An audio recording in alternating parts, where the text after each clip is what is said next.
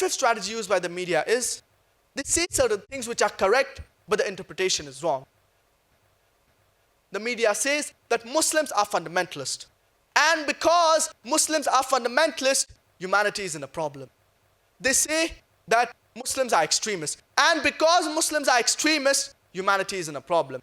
They say Islam is an intolerant religion. And because Islam is an intolerant religion, humanity is in a problem. What is the meaning of the word fundamentalist?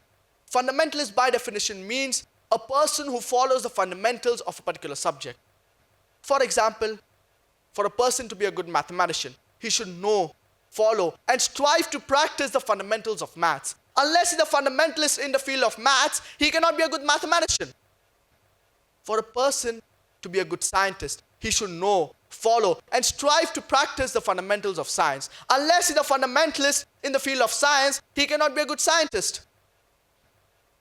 You cannot paint all fundamentalists with the same brush, that all are good or all are bad. Depending upon which field the person is a fundamentalist, you have to label him accordingly.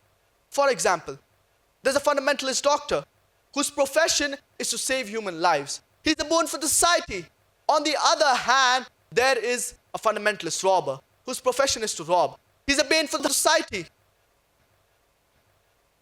As far as I am concerned, I am a fundamentalist Muslim, and I am proud to be a fundamentalist Muslim because I know and I strive to practice the fundamentals of Islam, and I know that there is not a single fundamental of Islam which is against humanity as a whole.